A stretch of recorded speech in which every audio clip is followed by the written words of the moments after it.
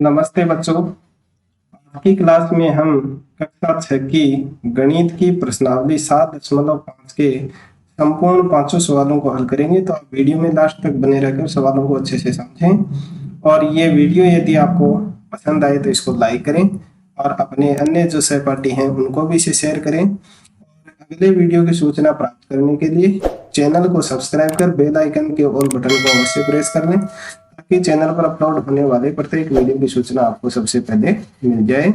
तो चलिए शुरू करते हैं आज की क्लास और हल करते हैं एक एक सवाल को। सबसे पहले देखिए आज की क्लास का पहला सवाल दिया गया है, निम्न भिन्नों को योग या घटाने के उचित रूप में लिखिए। तो यहाँ देखिए आपको 3 चित्र हैं वो दिए गए हैं अलग अलग।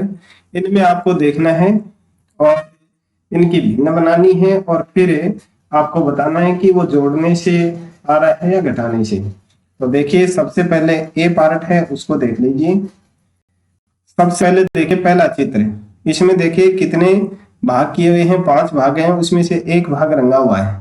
तो यहाँ हम लिख देंगे 1/5। और फिर आगे जो दूसरा भाग है, दूसरा जो चित्र है उसमें 2 भाग रंगे हुए हैं 5 में से, तो यहाँ हम इसको लिख देंगे 2/5। फिर देखिए ये बराबर का निशान है। अब इन दोनों के बीच में हमें बताना है कि वो प्लस है या माइनस होगी। तो जो लास्ट में बराबर में है उसमें दिया हुआ है 3 रंगे हुए भाग हैं, 5 में से 3 रंगे हुए हैं, तो इसको हम लिख देंगे 3/5। तो देखिए यहाँ भिन्न यह जो भिन्न है उसका हर है वो बराबर है। तो जब किसी भी भिन्न का हर बराबर होता है तो ऊपर वाली संख्याओं को जोड़ने से 3 आता है, तो इन दोनों के बीच में आएगा प्लस। तो यानी 1/5 और 2/5 है उसको जोड़ेंगे तो आता है हमारे पास में 3/5। यानी ये जो आकृति है इसके बीच में प्लस का निशान आएगा। ठीक है। अब देखिए बी पार्ट है, उसमें देखिए कितने भाग रंगे हुए हैं, यहाँ 5 भाग हैं और 5 में से 5 रंगे हुए हैं। तो यहाँ हम इसको लिख देंगे 5/5। चलिए इसके नीचे ही इसको हल कर देते हैं ताकि अच्छे से समझ में आ जाए। ये जो चित्र है इसमें 3 भाग रंगे हुए हैं 5 में से, तो इसको हम लिख देंगे 3/5। अब बराबर है, यहाँ देखिए 2 भाग रंगे हुए हैं 5 में से, तो इसके नीचे हम लिख देंगे 2/5। यहाँ भी देखिए दोनों जो भिन्न है उनमें 5 है वो हर है और ऊपर दे रखा है 5 और 3। तो यहाँ 5 में से 3 को घटाएंगे जब 2 आएगा, तो इन चित्रों के बीच में यहाँ क्या आएगा, इस खाली जगह में घटाने की क्रिया होगी, तो यानी माइनस चिन्ह लगा देंगे, तो ये हो जाएगा इसका। अब इसी तरह से सी पार्ट है उसको देखिए। सी वाला है उसमें यहाँ देखिए 6, इस बॉक्स में 6 वृत्त बने हुए हैं, इसमें से ये और ये 2 वृत्त हैं वो रंगे हुए हैं, तो इसकी भिन्न हो जाएगी 2/6। और अगला जो चित्र है उसमें 6 वृत्त हैं, उसमें से 3 रंगे हुए हैं, तो इसको हम लिख देंगे 3/6। अब जो लास्ट है बराबर के आगे है उसमें 5 रंगे हुए हैं 6 में से, तो इसको लिख देंगे हम 5/6। तो देखिए ये 2/6 और 3/6, अब इसको जोड़ें या घटाएं जिससे 5/6 आ जाए। तो यहाँ इनको जोड़ने पर आएगा क्योंकि 6 है वो 6 का 6 आ गया और 2 और 3 का योग होता है वो होता है 5। तो यहाँ इन दोनों के बीच में आ जाएगा प्लस का निशान, तो ये 5/6 इसका आंसर हो जाएगा। तो पहला सवाल आपको इस तरह से करना है। अब देखिए नेक्स्ट दूसरा सवाल देखिए, इसमें दिया गया है हल कीजिए। तो इसको देखिए हल करते हैं। यहाँ देखिए 3 पार्ट्स दिए हुए हैं, इन तीनों को एक बार हल करते हैं।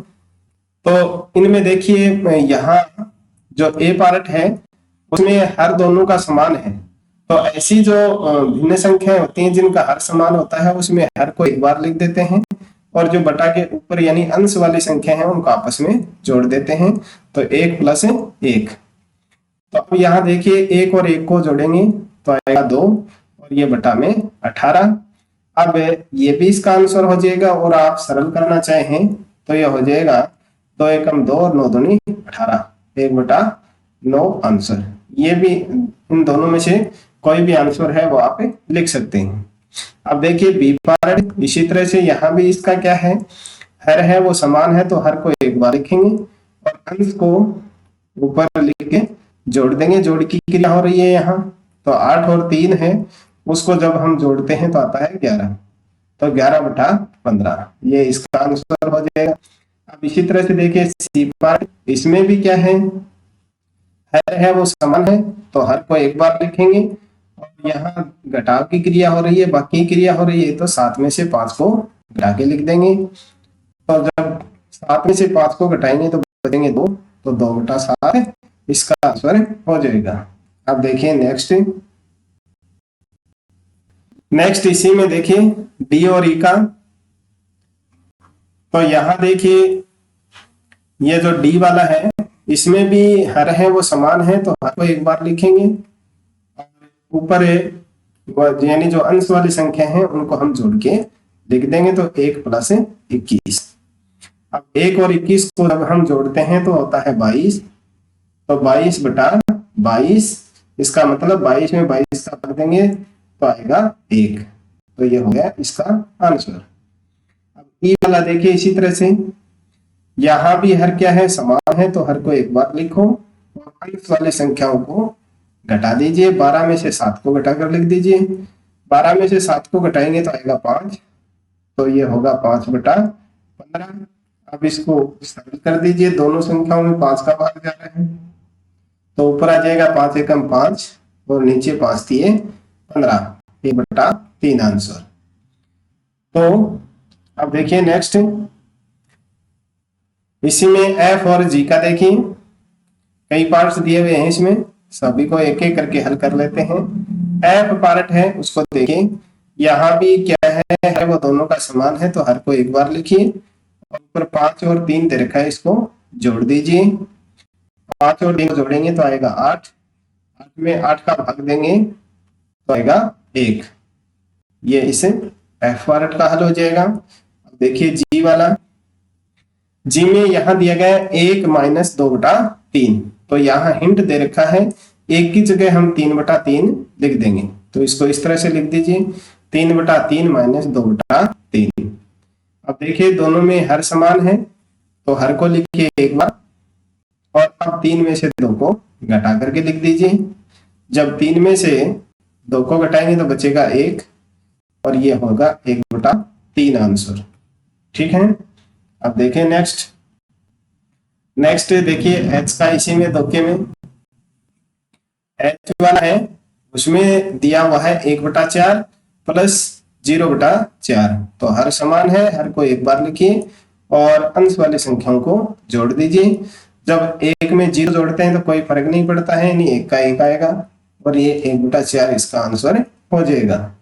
अब देखिए आई का पार्ट, आई वाला, इसमें देखा है 3 - 12/5। ठीक है। अब यहाँ ये 3 है, इसके नीचे 1 मान लीजिए और 1 और 5 है, उसका जब हम एलसीएम लेंगे यानी लघुत्तम लेंगे आएगा 5। अब इस 5 में 1 का भाग देंगे तो आएगा 5 और इस 5 को गुणा कर दीजिए 3 से। ठीक है। और फिर 5 में 5 का भाग देंगे 1 आएगा और 1 को 12 से गुणा करेंगे तो आएगा 12।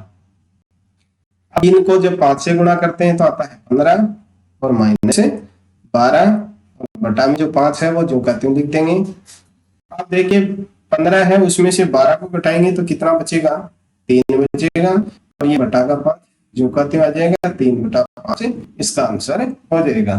अब देखिए नेक्स्ट तीसरा सवाल है उसको देखिए, शुभम ने अपने कमरे की दीवार के 2/5 भाग पर पेंट किया और उसकी बहन माधवी ने उसकी सहायता की और उस दीवार के 1/3 भाग पर पेंट किया। उन दोनों ने मिलकर कुल कितना पेंट किया। तो देखिए इस सवाल को मैंने यहाँ पहले से हल करके रखा है ताकि वीडियो ज्यादा लंबा नहीं हो। अब देख लीजिए आप, सबसे पहले लिखेंगे शुभम द्वारा पेंट की गई कमरे की दीवार, तो शुभम ने की थी 2/3 भाग। अब इसी तरह से जो उसकी बहन है माधवी, तो माधवी द्वारा पेंट की गई कमरे की दीवार है वो होगी बराबर 1/3 भाग। अब दोनों ने मिलकर कितनी की, तो इसके लिए लिखेंगे हम दोनों द्वारा पेंट की गई कमरे की दीवार 2/3 प्लस 1/3, यानी इन दोनों के भाग को हम जोड़ के बाद में सरल करेंगे। तो हर देखिए दोनों का 1 है, तो हर को एक बार लिखेंगे 3, और फिर ऊपर वाले यानी अंश वाली संख्याओं को जोड़ देंगे 2 + 1, तो बराबर है। सरल करेंगे तो आएगा 3/3। 3 में 3 का भाग देंगे तो आएगा 1। इस 1 का मतलब क्या हुआ कि उन दोनों ने मिलकर के पूरी दीवार को पेंट कर दिया। तो इसका आंसर लिख देंगे नीचे, अतः दोनों ने मिलकर पूरी दीवार पेंट कर दी। तो यह हो जाएगा आपका आंसर। क्योंकि यहाँ लिखते समय टाइम है वो ज्यादा लगता है, इसलिए मैंने पहले से यहाँ इसको नोट कर दिया है ताकि वीडियो लंबा नहीं हो। अब देखिए नेक्स्ट चौथा सवाल। चौथा सवाल है वो है खाली जगह भरने वाला। तो यहाँ देखिए ए दिया गया है, इसमें है 7/10, फिर आगे एक बॉक्स बना करके दे रखा है। इस बॉक्स में हमें संख्या लिखनी है कि 7/10 में से कौन सी संख्या घटाएंगे हमारे पास में 3/10 आ जाए। तो इसके लिए देखिए 10 है, यहाँ भी 10 है और यहाँ भी 10 है, तो यहाँ जो संख्या आएगी उसके भी बटानी क्या आएगी, 10 आएगी। ठीक है।